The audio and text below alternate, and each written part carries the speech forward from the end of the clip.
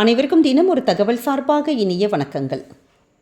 இன்றைக்கி நம்ம பார்க்க போகிற பதிவு நம்ம குடும்பத்துக்கு தேவைப்படுகின்ற, குறிப்பாக நம்முடைய சமையலறைக்கு தேவைப்படுகின்ற ஒரு அற்புதமான பதிவுங்க. எல்லார் வீட்டிலையுமே எத்தனையோ அறைகள் இருந்தாலுமே சமையலறை தான் நமக்கு ஒரு குடும்பத்தில் இருக்கக்கூடிய ஒட்டுமொத்த ஆரோக்கியமும் அந்த இடத்துல தாங்க இருக்குது. நம்முடைய குழந்தைகள், கணவர், பெரியோர்கள், நம்ம எல்லாத்துக்குமே நம்ம டெய்லி சமைக்கிறோம். அவங்க நல்லா சந்தோஷமாக இருக்கணும், ஆரோக்கியமாக இருக்கணும் அப்படின்னு சொல்லிட்டு சமையலறை தான் முக்கியமான ஒரு இடமா இருக்குது. அந்த இடத்துல தான் பெரும்பாலான நேரம் நம்முடைய பெண்கள் நம்ம என்ன தான் சீக்கிரம் சமைச்சு முடித்தா கூட சின்ன சின்ன வேலைகள் பொழுதன்னைக்கும் நம்ம அடுப்படிலே தான் நின்றுக்கிட்டே இருப்போம். அந்த வகையில் நம்முடைய அந்த சமையலறையில் சில தேவையில்லாத பொருட்கள், அதுவும் குறிப்பாக ஒரு 5 பொருட்கள் மட்டும் தெரியாமல் கூட உங்களோட அடுப்படியில் நீங்கள் வச்சிடாதீங்க. இது ஒட்டுமொத்த குடும்பத்துடைய ஆரோக்கியம், மன நிம்மதி, இது மாதிரியான நிறைய பாதிப்புகள் வரும். நம்ம நினைப்போம் நம்ம நல்லபடியாக தானே வச்சுருக்கோம் வீட்டை, நல்ல வீடெல்லாம் க்ளீனாக இருக்கும், நல்ல பூஜைகள் பண்ணுறோம். ஆனாலும் குடும்பத்தில் ஏதாவது ஒரு மன கஷ்டம் வந்துக்கிட்டே இருக்கு, இல்லாட்டி பண கஷ்டம் வந்துகிட்டே இருக்குன்னு நம்ம யோசிச்சுட்டே இருப்போம். ஆனால் நம்ம தெரியாமல் செய்யக்கூடிய சின்ன சின்ன விஷயங்கள், அதுவும் இந்த அடுப்படையில் செய்யக்கூடிய சின்னதான ஒரு விஷயம் நமக்கு குடும்பத்துக்கு நிறைய பாதிப்புகள் தருங்க. அப்படிப்பட்ட மிக முக்கியமான ஒரு பதிவு தான் இப்போ நம்ம தெரிஞ்சுக்க போகிறோம். பதிவுகளை பொறுத்துக்கு முன்னாடி நம்முடைய சேனலை நீங்கள் இப்போ வரைக்கும் சப்ஸ்கிரைப் பண்ணாமல் பார்த்துட்ருக்கீங்கன்னா கண்டிப்பாக சப்ஸ்கிரைப் பண்ணிக்கோங்க. அப்போ தான் எங்களுடைய எல்லா நல்ல நல்ல பதிவுகளுமே உடனுக்குடனே வரும். பக்கத்தில் இருக்கக்கூடிய பெல் பட்டனை மறக்காமல் கிளிக் பண்ணிக்கோங்க. இப்போ பதிவை பார்க்கலாம். எல்லாருக்குமே அவங்கவுங்க வீடுங்கிறது ஒரு கோவில் மாதிரி. எப்படி வீட்டில் ஒவ்வொரு இடமும் அதது இடத்துல அமையணும்னு சொல்கிறோமோ, சுவாமி ரூம்ங்கிறது ஈசானிய மூலை சொல்லுவாங்க, வடகிழக்கு மூலை. அதே மாதிரி சமையலறைங்கிறது அக்னி மூலை. ஏன்னா அந்த நெருப்பு சம்பந்தப்பட்ட விஷயங்கள், சமைக்கிற விஷயங்கள் எல்லாமே நம்ம இந்த அக்னி மூலையில் தான் பண்ணுவோம். அப்படி ஒவ்வொரு விஷயங்களுமே நம்முடைய வீட்டில் கரெக்டாக அமைஞ்சிட்டாலே போதும், நம்ம குடும்பத்தில் எந்த விதமான வாஸ்து தோஷங்களும் இருக்காது. அதே மீறி சில சின்ன சின்ன தவறுகள் இருந்தால் கூட நம்ம அதை சரி பண்ணிக்கிட்டாலே போதுங்க. குடும்பத்தில் இருந்து உள்ளக்கூடிய பிரச்சனைகளிலிருந்து நம்ம ஈஸியாக ரெக்டிஃபை ஆயிடலாம். அப்படி நம்ம இன்றைக்கி தெரிஞ்சுக்க போகிற விஷயம் நம்முடைய கிச்சன் தாங்க. கிச்சன் எடுத்துக்கிட்டாலே நம்முடைய மேக்சிமம் நேரம் நம்ம பெண்கள் புழங்குகின்ற ஒரு நேரமே அடுப்படி தான். காலையிலேருந்து ராத்திரி தூங்குற வரைக்கும் வேலைக்கு போகிற பெண்களாக இருக்கட்டும், இல்லை வீட்டில் இருக்கக்கூடிய பெண்களாக இருக்கட்டும், ஏதாவது ஒரு வேலை வந்துக்கிட்டே தான் இருக்கும். நம்ம சமைக்கிற வேலை மட்டும் கிடையாது, க்ளீன் பண்ணுற வேலை, கபோர்ட் சுத்தப்படுத்துகிற வேலை, வேறு ஏதாவது காய்கறி எடுத்து வைக்கிற வேலை, அப்படி மாற்றி மாற்றி மாற்றி அடுப்படிக்குள்ளே மட்டும் நமக்கு நிறைய நேரம் ஸ்பெண்ட் பண்ணுற ஒரு இடம் நம்ம அடுப்படி தான். அப்படிப்பட்ட அடுப்படி நம்ம சில பொருட்கள் நீங்கள் தவிர்க்கணும்னு சொல்லிட்டு நம்முடைய வாஸ்து அடிப்படையில் தான் இந்த கருத்துக்கள் உங்ககிட்ட ஷேர் பண்ண போகிறோம். முதல் விஷயம் என்னன்னு கேட்டிங்கன்னா, விளக்கமாறு தாங்க. எல்லா வீட்லேயுமே நம்ம கூட்டுறதுக்கு விளக்கமாறு வச்சுருப்போம். இருந்தாலுமே நம்ம எங்கே வெளியில் வச்சுருப்போம், அது மாதிரி இருந்தாலுமே இந்த அடுப்படிக்குன்னு சொல்லிட்டு நிறைய பேர் டக்குன்னு ஈஸியாக இருக்குன்னு சொல்லிட்டு கிச்சனுடைய கதவுக்கு பின்னாடி, இல்லை வேறு ஏதாவது கிச்சனில் 2-3 கதவு இருக்குது, இல்லை ஒரு ஓரம் இருக்குன்னா அந்த ஓரத்துக்கு பின்னாடி அடுப்படியில் அப்படி விளக்கமாறு வைப்போம். அந்த ஒரு தவறை மட்டும் எக்காரணம் கொண்டும் செய்யவே செய்யாதீங்க. அடுப்படியில் நம்ம விளக்கமாறு வைக்கிறதுங்கிறது, நம்ம துடைப்பத்தை வைக்கிறதுங்கிறது கண்டிப்பாக கூடவே கூடாது. ஏன்னா இது ஒரு வகையில் ஆரோக்கிய குறைபாடுகளும் வரும். ஏன்னா நமக்கு கண்ணுக்கு தெரியாத நிறைய கிருமிகள், பாக்டீரியா விளக்கமாறில் இருக்குது. நமக்கு துடைப்பங்கிறது ஒரு மகாலட்சுமியுடைய அம்சம்தான். ஆனால் அதுக்காக அதை வைக்க வேண்டிய இடத்துல தான் வைக்கணும். அதே மாதிரி நிறைய பேர் இந்த துடைப்பத்தை அப்படி படுக்க போட்டு வச்சுருப்பாங்க. அப்படி வைக்காமல் துடைப்பத்தை நேராக நிமிர்த்தி வைக்கிறது தான் நம்முடைய குடும்பத்துக்கு நல்லது. அதனால் மேக்சிமம் நீங்கள் இந்த அடுப்படிக்கில் கிச்சனில் வைக்காமல் அதற்குன்னு தனியாக வேறு ஏதாவது வெளியில், இல்லை வீட்டுக்கு வெளியில் வேறு எங்கேயாவது ஒரு இடத்துல நீங்கள் இது மாதிரி இந்த விளக்கமாறை நீங்கள் எடுத்து வைங்க. ஏன்னா இது மாதிரி நம்ம வீட்டுக்குள்ளேயே அந்த அடுப்படிக்குள்ளே வைக்கிறதுங்கிறது முதல் விஷயம், ஆரோக்கிய குறைபாடுகள் வரும். அதே மாதிரி குடும்பத்தில் ஏதாவது சின்ன சின்ன பிரச்சனைகள் வருவதற்கு இப்படி அடுப்படிக்குள்ளே துடைப்பம் இருக்கக்கூடாதுன்னு சொல்லிட்டு வாஸ்து ஐதீக பிரகாரம் நமக்கு இந்த ஒரு கருத்தானது சொல்லப்பட்டிருக்கு. அடுத்த மிக முக்கியமான விஷயம் என்னன்னு கேட்டிங்கன்னா, நம்முடைய கிச்சன் டேப்பாக இருக்கட்டும், பாத்ரூம் டேப்பாக இருக்கட்டும், சின்னதான தண்ணி வீட்டில் எங்கேயாச்சும் ஒழுகிக்கிட்டே இருக்குது, சொட்டிக்கிட்டே இருக்குது.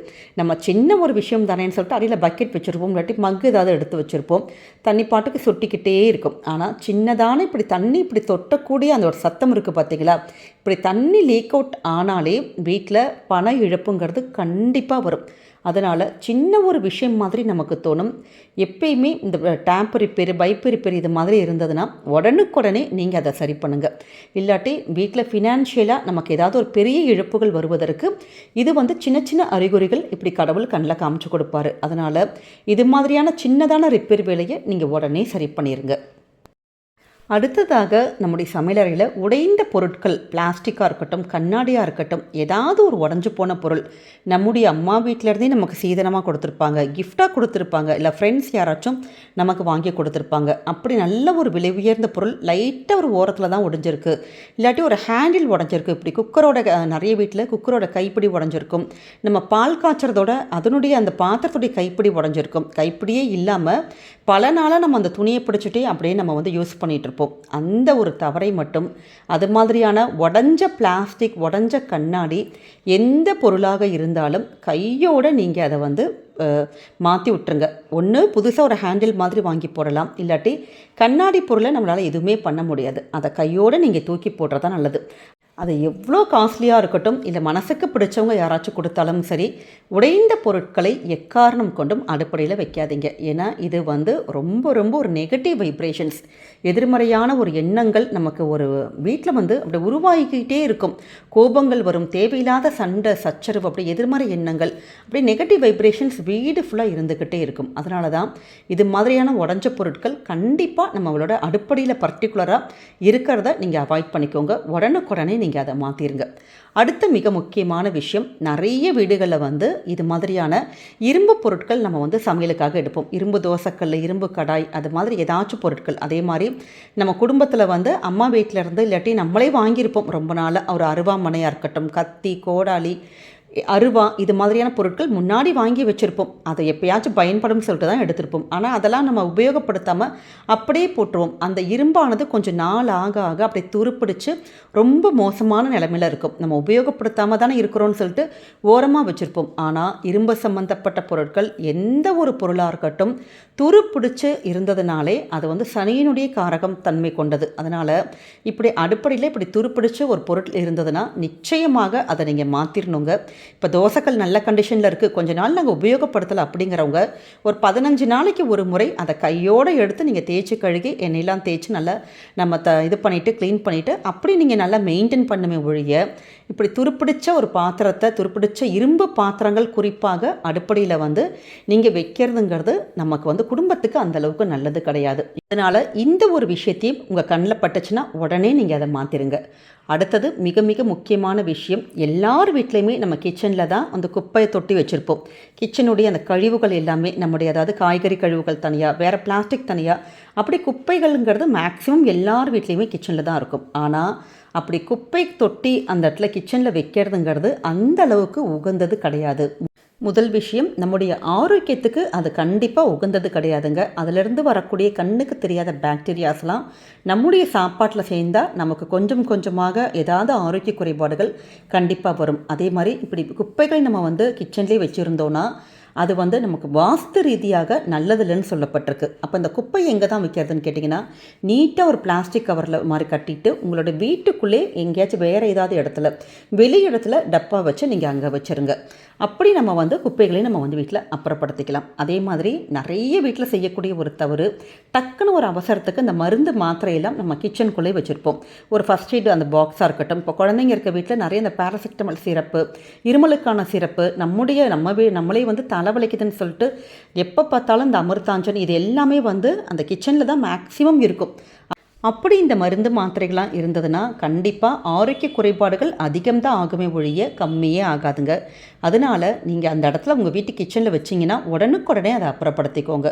வீட்டு ஹால்லையோ இல்லை வேறு ஏதாவது ரூம்லையோ நீங்கள் எடுத்து வச்சுருங்க. எல்லாமே சின்ன சின்ன விஷயங்கள் தான் நம்ம சொல்கிறது எல்லாமே. ஆனால் சின்ன விஷயங்களை நம்ம அலட்சியப்படுத்தணும்னா அது மிகப்பெரிய பாதிப்பை குடும்பத்துக்கு கொண்டு வரும். தேவையில்லாத மன வருத்தங்களும், ஒரு பண இழப்புகள், பணப்பிரச்சனைகளுக்கு, ஒரு சண்டை சச்சரவுகளுக்கு இதுவும் ஒரு வகையான காரணம். அதனால் அடுப்படையில் இது மாதிரியான விஷயங்களை நீங்கள் கண்டிப்பாக தவிர்த்து பாருங்கள். நிச்சயம் உங்கள் குடும்பத்துக்கு என்றைக்குமே நல்லது மட்டுமே தாங்க நடக்கும். இந்த பதிவானது கண்டிப்பாக உங்கள் எல்லாருக்குமே பிடிச்சிருக்கும்னு நினைக்கிறோம். பிடிச்சிருந்தால் மறக்காமல் ஃப்ரெண்ட்ஸ் அண்ட் ஃபேமிலி மெம்பர்ஸ்க்கு ஷேர் பண்ணுங்கள், அவங்களும் இதை பார்த்து பயன்பெறட்டும். நம்முடைய சேனலை தொடர்ந்து சப்ஸ்கிரைப் பண்ணி உங்களுடைய ஆதரவுகள், சப்போர்ட்டுகள் என்றைக்குமே எங்களுக்கு கொடுக்கணும். மீண்டும் வேறொரு நல்ல பதிவோடு உங்களை சந்திக்கிறோம். நன்றி, வணக்கம்.